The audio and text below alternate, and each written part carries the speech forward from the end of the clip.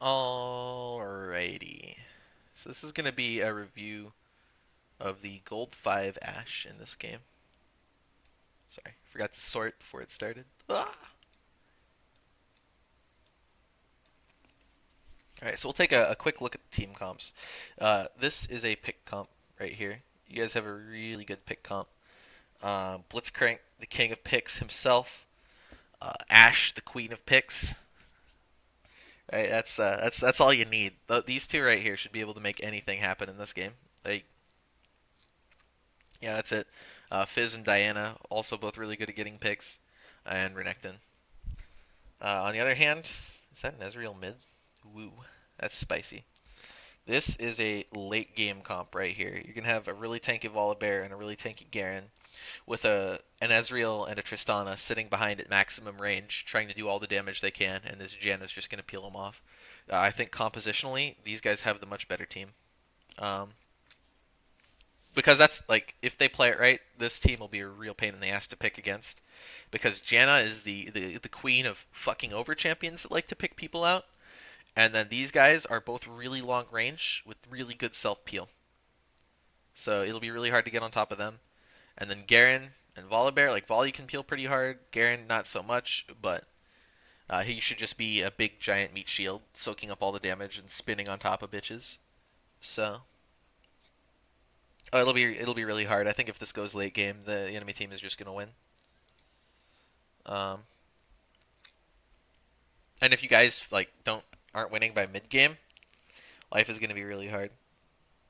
So the Ashe versus Trist lane. Eh. This when you have a Blitzcrank as your lane assistant, Kappa, your lane support, um, it really does depend on how good he is at landing hooks. Because you can 100% win this lane if he hooks. Um, but if this Tristana knows how her W interacts with his Q, it won't matter. Because it's just like if Blitzcrank looks like he's gonna hit his Q, Tristana just starts her W and she W's out.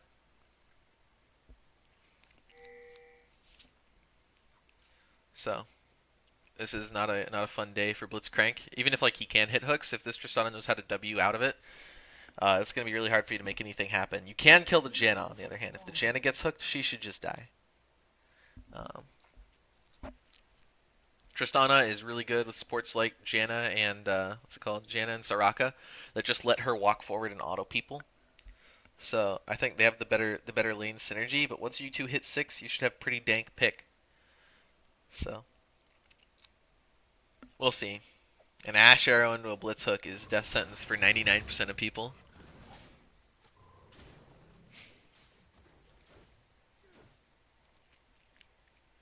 So you know they started bot side. So just to give you an idea of how you can predict ganks, watch what your Diana's doing, right? Because wherever your Diana is probably where the Volibear is. Especially since you know they started bot side. Okay, you have a good early advantage. You got the push going.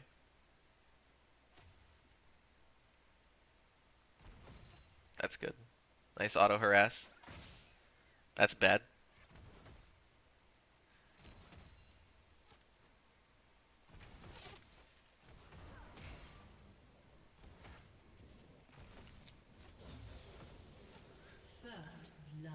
That is unfortunate.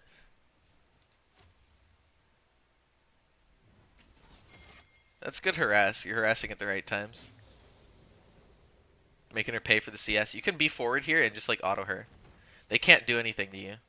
Oh, a volley gank. That was a good read. I wouldn't have. I would have died to that gank. But that's why I'm not an ADC main Kappa. So yeah, that was a good read.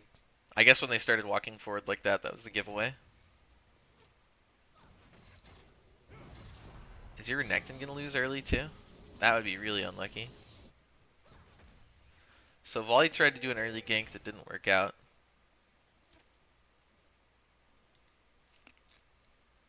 So you know at this point he's probably at his blue, just for the record. Because he doesn't want to lose it to the Diana. So he's going to go straight for it, and he should be able to outduel her if she's there. So If your top laner was pushed forward, you should warn him right now, but he's not.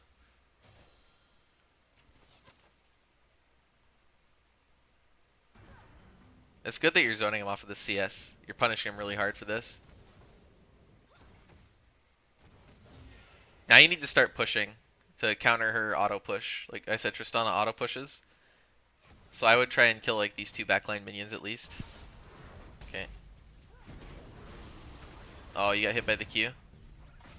Oh! Okay, that's a flash. If you don't already, try and time those in chat.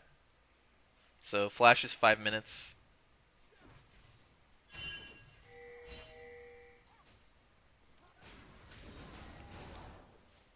That's a good ward. Yeah, this Ezreal knows what he's doing.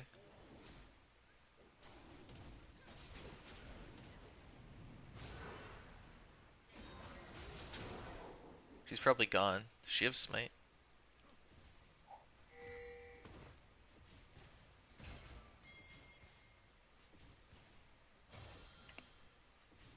Aw. Missed a lot of CS, but that's fine.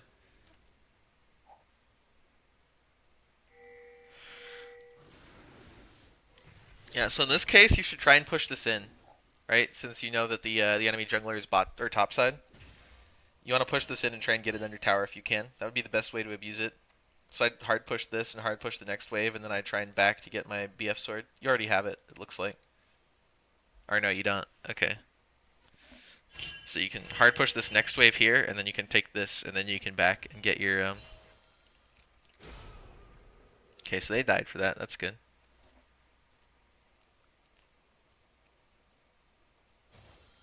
Yeah, you can have this next wave coming in. This is good. You're gonna be able to push this under turret and back. Your wave control's gotten a lot better.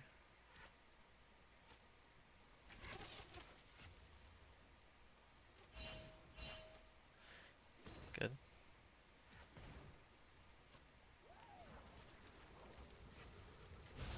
No, the cannon! Not like this. Good. So now, this would be the good time to back.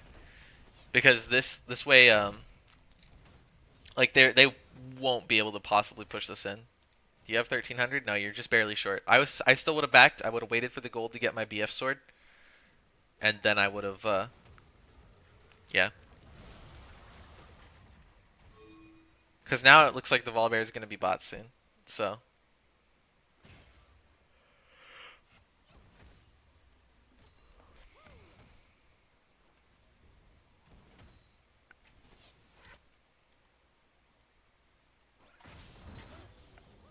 lol.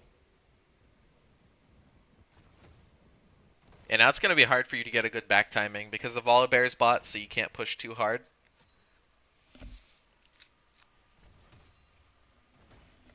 And the Tristana pushes really hard, so you're going to be either like hardcore pushed in and you're going to have to miss a wave, or you're going to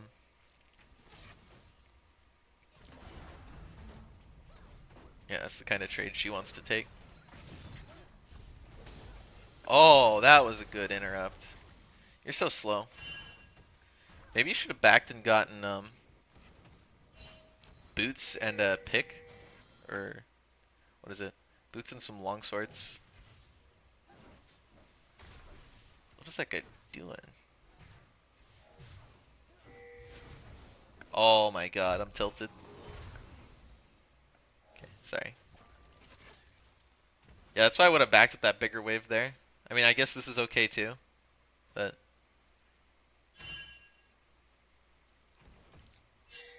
because right now she just has such an advantage because she has a pick. That's the other reason you probably should have backed there too, because like look at the item advantage she has. She has just 25 more AD than you because of her items.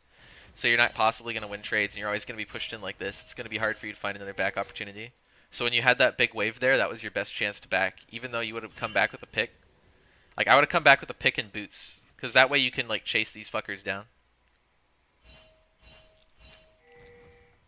But instead, you're just slowly losing your CS advantage since you're getting pushed in. This is greedy. Like you shouldn't be up this far. There's no reason right now. Yeah, especially not now. You're probably gonna just auto him. Yep, you can do this. This is good.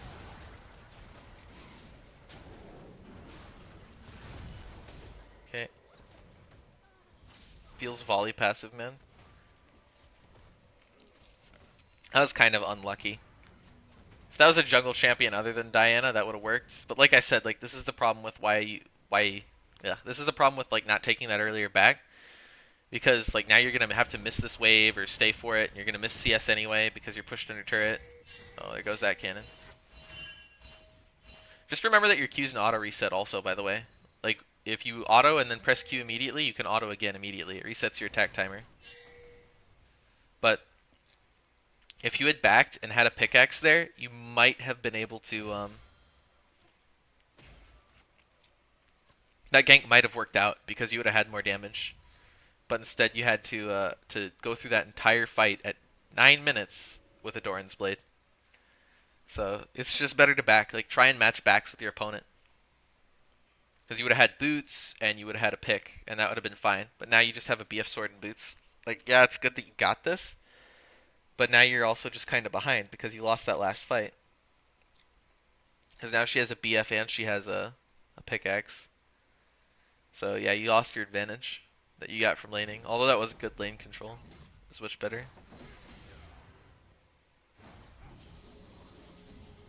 Alright, so looking at the rest of the map, what's going on? Fizz is getting shit on in CS. Ezreal has a Miramana, so he's on a power spike. This Fizz is so scared of that guy.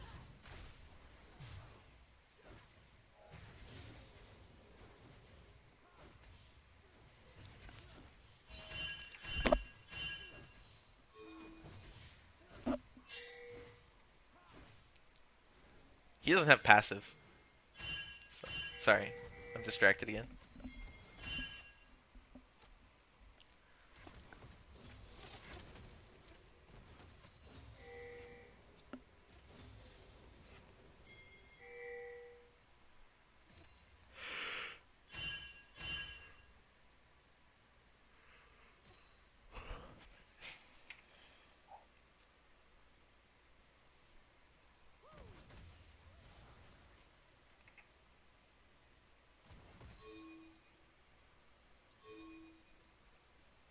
Yes, Fizz is just getting shit on. Goodbye. Now the volley comes in for the counter gank. Okay, so this is the kind of time, because okay, you know that the enemy jungler is top side. You know that the enemy mid is still mid.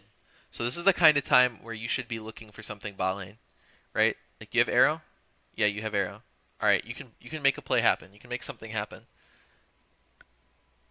So you know that the Janna, if you were timing summoners, you'd know that the Janna used exhaust and she doesn't have heal. You don't have flash though. Does your Blitzcrank? No, your Blitzcrank doesn't either. So they have a flash advantage. You could probably force flashes here if you all end. It would be kind of rough. Like your Blitzcrank would need to play it well because you're down a pickaxe in terms of like the fight. But you could probably force some summoners with the fight here.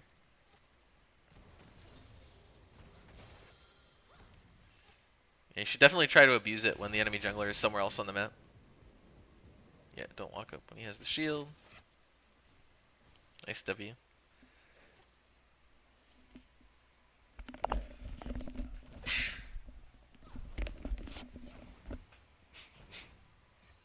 Excuse me. Okay. Oh, feels bad.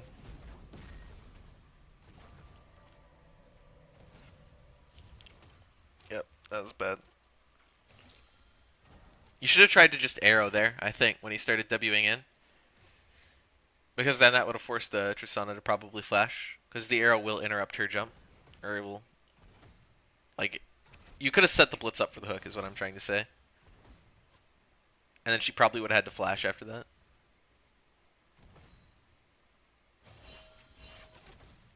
But instead he got chunked out.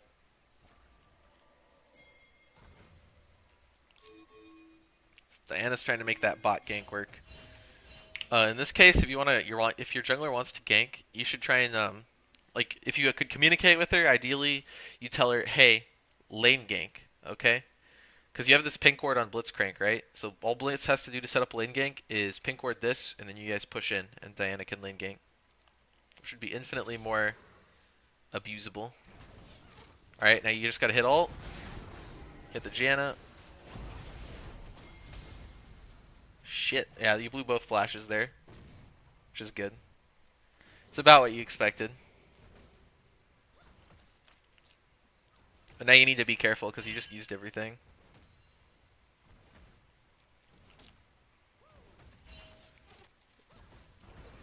So this next back is going to be your opportunity to make something happen, right? Since you and Blitz both have flashes, and now you have heal again.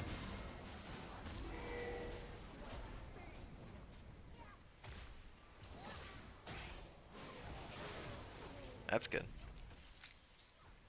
But yeah, so I'd look to try and push this in and get another back, and then try and make something happen with that. Because now you have the flash advantage. And if you'd backed sooner too, you also would be able to abuse the fact that Janna's ult is still on cooldown. And your ult is going to come up before hers too. So.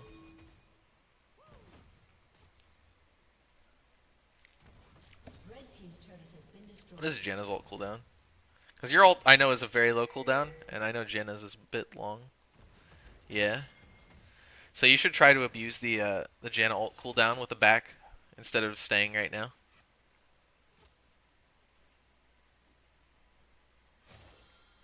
It's about the only main difference. Let's see what happens. Mostly just farming, I imagine. There you go. It would have been a lot more reliable, though. Like, if you wanted to set up a play like that, it would have been a lot more reliable to do it after you backed. It's good that you punished it, but it would have been more reliable to punish it in a different way.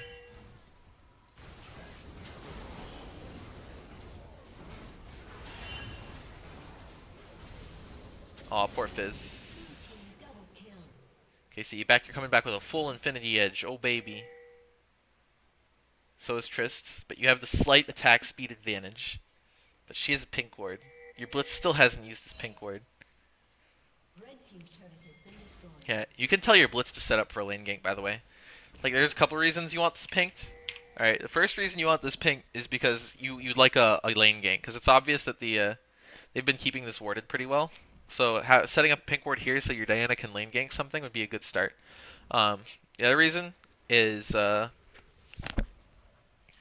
want a pink ward there because the enemy top laner is 2-0. And he has TP. So if the enemy gets a green ward here, which is entirely possible considering how hard Tristana can push because of her E passive, you need to be able to clear it. Because otherwise, if you guys ever push up this far, and there is a ward here, right after, oh, I don't know, this guy backs, he just TPs to this ward, and you guys fucking die. So.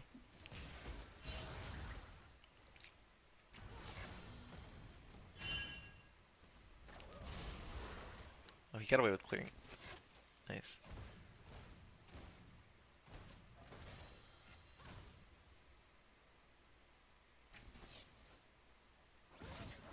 Okay. Okay, that's good. That happened almost too quickly. All right. Slow it down.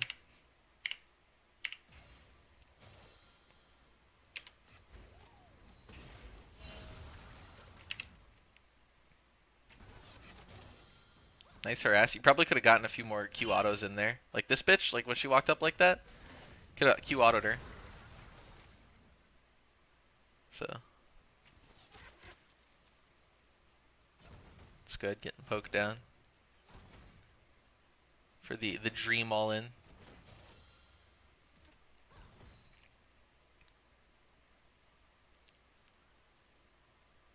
Probably didn't need to W that. Like if these minions were a little bit lower, maybe. But holy, nice. Yeah, you're pretty fed. So we'll see how you play team fights. The unfortunate thing about this is Volibear. Volibear is probably the biggest pain in the ass for immobile ADCs in the universe, because this fucker is just going to walk up to you and claw your face. So, it'll take some mad blitzcrank peeling in order to undo that.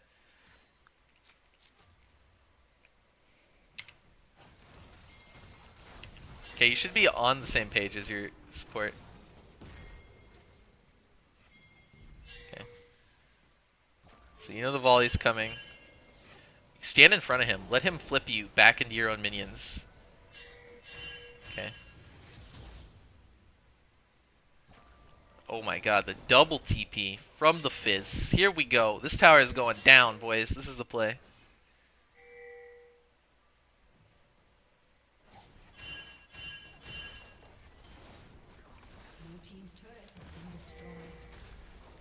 Okay, so you got the turret. You're going to get the dragon. This is good. This is how you should abuse a fed bot lane. Especially after you use 2 TPs. 2 TPs for 2 objectives is a good trade. You guys should just turn at this point. Right? Like, you're so fed. Yeah, you're so fed that you should have just turned.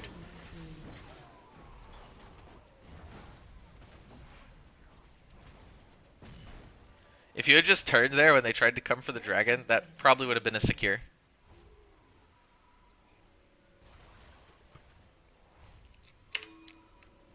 So.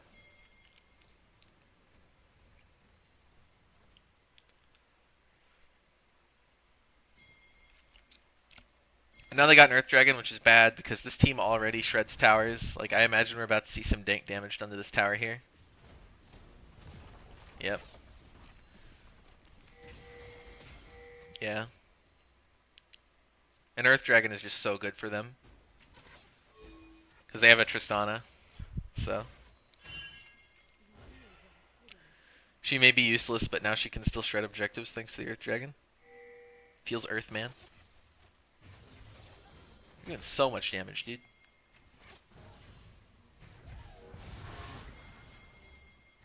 Okay. Oh, you're taking way too much damage. Yeah. Oh, he's gone. Holy. Just auto him. Auto him. You're in the back line. Okay, he's chasing you.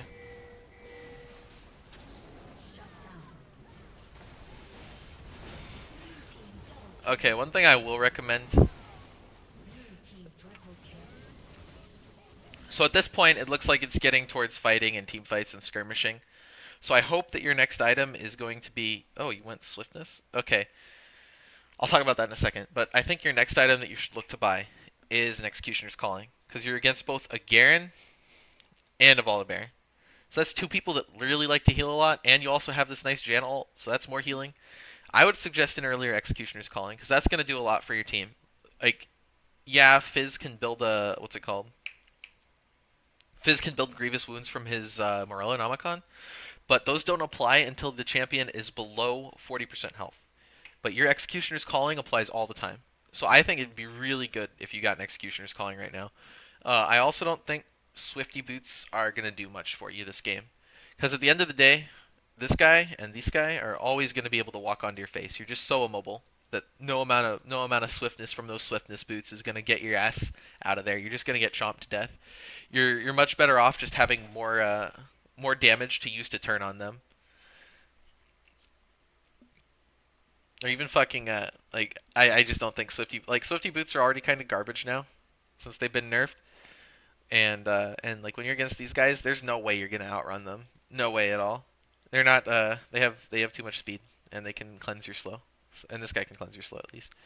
So you're just not gonna be able to outrun them. There's no point to get Swifty boots in this game, even if it is the most commonly built boot. I'm not sure if it is, but if it is, like in this game, it's not a good idea because it's just not gonna work. Not gonna work versus this team. Oh my god. Yeah, that Ezreal's pretty fed. Just farm-wise, that's the other thing. Like, even though this Ezreal looks like he's feeding, he has 70 CS on this Fizz. He has double this Fizz's CS. He is not feeding nearly as hard as people think he is. So, yeah, and this is the Earth Dragon going to work. So, But yeah, you need to get an Executioner's Calling earlier in this game. Like, you don't need to complete it necessarily an Immortal Reminder, but you do need one.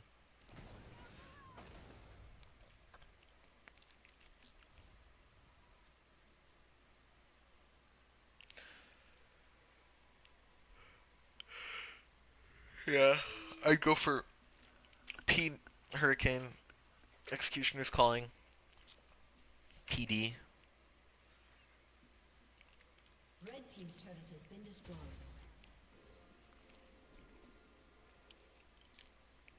Yeah, your items. The rest of your items this game should be Phantom Dancer, Hurricane. Not in that order, but you want Hurricane earlier probably. Yeah, I'd go for Hurricane, Phantom Dancer, Executioner's Calling, and Bloodthirster. Those will be your final items.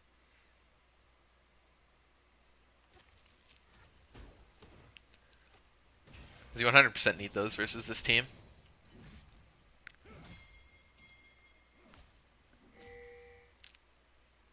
No amount of move speed is gonna save you from that volley though.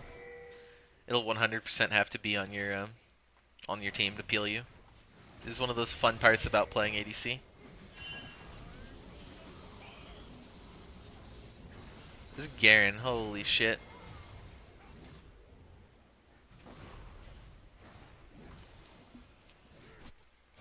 Okay, you can't be alone. Alright, you can't ever be alone. Especially versus this team of people that run at you and have dashes, because you will fucking die if they walk up to you. This guy is about to kill you, and it's going to be really unfortunate. Maybe if you had Executioner's Calling, you could actually outduel this guy, but I don't think so.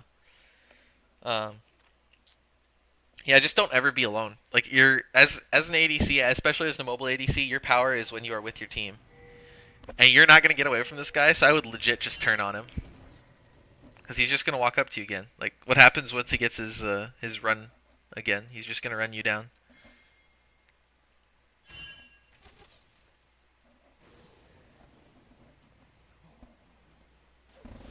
Yeah, there he goes. Yeah, there's just no way you should ever be alone at this point. There are too many people that can run you down, especially that Volibear, and you didn't see him top, so.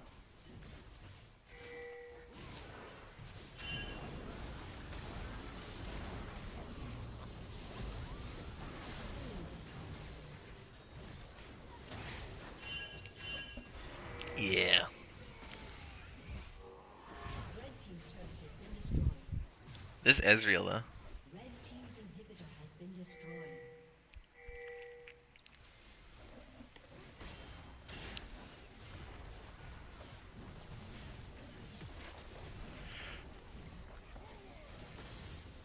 Red team's turret has been destroyed.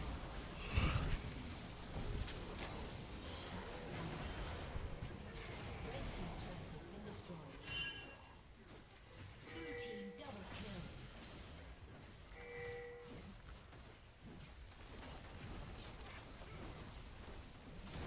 Red team's turret has been destroyed. Unstoppable.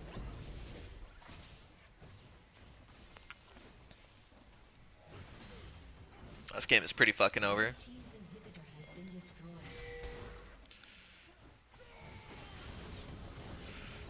Shut down.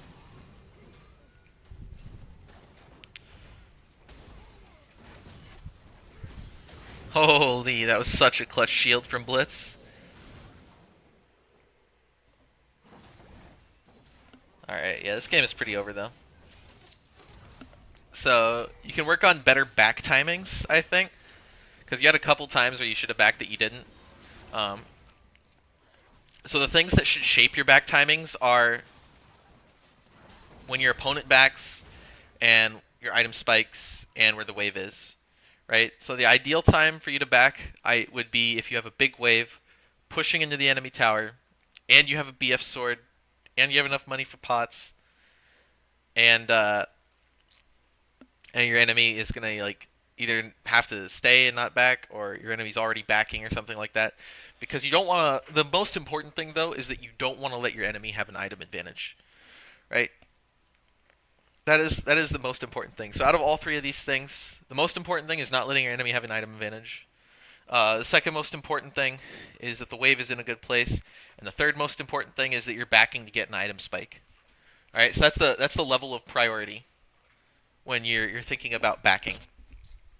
You 100% should not let the enemy back and come back with an advantage, because then it doesn't matter if you've been out CSing them, because they'll just come back and they'll be stronger than you, because all that gold you have doesn't mean anything when it's not in items.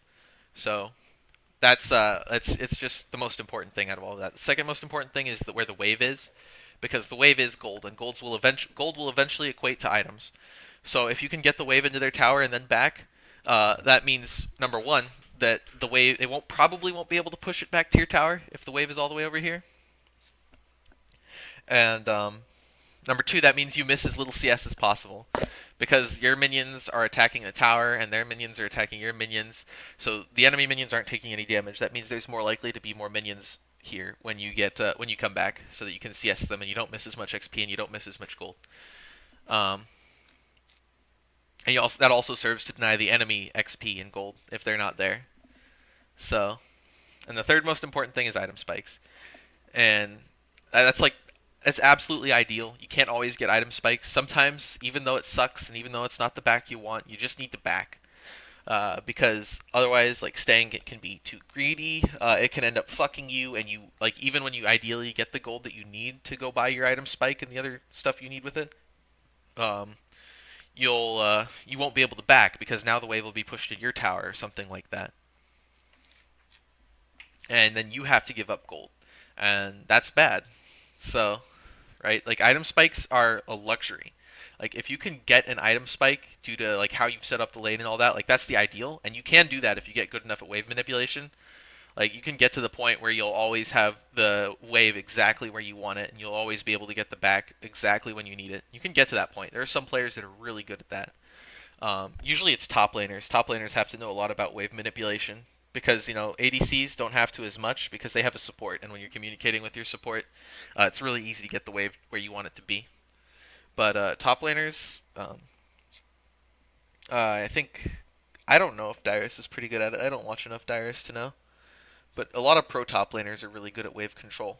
The top tier ones, I'm sure that if you look at any of the Koreans like Smeb would absolutely be the best Korean to look at in terms of how he handles waves, and you can see what he does and how he pushes it. Because top lane functions the exact same as bottom lane as far as wave control is concerned. Mid lane's a little bit different, but top lane and bottom lane, like they have the same patterns. It's slightly different because you have a support to help you push. So I would look at Smeb if I were you and you wanted to do some research and see how to control waves. But item spikes are a luxury. I know you want that 1300 gold, you want that BF sword, but if you're sitting in bot lane and they force you to, stay until you have 1700 gold and it's 10 minutes in, that is more suboptimal than backing without a BF sword. So, yeah, that's just how you should approach laning. And after that, don't be alone, of course, versus someone like a Volibear. If you picked Ashe into Volibear, I would pick something else. Because I would not want to be in a mobile ADC versus this motherfucker. It's just I used to main Jinx and I stopped maining Jinx when Volibear came into the meta. For that exact reason, because it's just so fucking frustrating to have to play versus this guy. Um, don't be afraid. Like I think I told you. I think you're the one I told not to buy an early Executioner's Calling. You can buy it in this case because like I told you not to buy an early Executioner's Calling because you were sitting in lane, right? And you weren't really using it outside of that. But this game, it was already getting to the point where you were fighting. You were fighting earlier. You were in team fights, and you were against both the Garen and the Volibear. Um, and in that situation, you're going to be using the Executioner's Calling passive, the Grievous Wounds, a lot more often. So you can buy it. Um, and so that's why I said to do that this game. That's why it was the exception. But yeah, this game looking pretty grim. We'll see how it plays out. I'm gonna let it go at full max speed because I don't expect anything to happen. I expect you guys to pretty much just have one last team fight and then everyone dies. So, yep.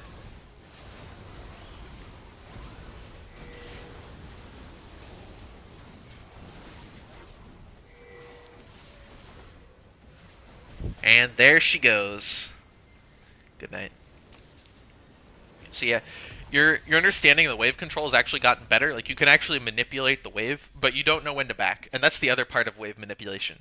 The whole point you need to learn to manipulate the wave is so you can back and roam at the right times. And as an ADC, it's not nearly as much about roaming as it is about backing. So, um, yeah, that was the biggest mistake that I saw. Right, like you learned, like you actually listened, which is impressive. That's better than 95% of students. But now the next step is doing something with it and just learning how to back at the right times, and that'll like I said, you created advantages for yourself with how you handled the wave, but you didn't abuse them. You did like you need to back at the right time in order to unlock those advantages. Because otherwise, like games like this happen. Um, you did play it fairly well though. I think this game was it was a compositional loss, and somehow your fucking Fizz managed to feed his ass off to an Ezreal, which is truly impressive. But you know you did make mistakes. It could have been a lot closer for you. Um, and yeah, so good luck in your future games, good sir.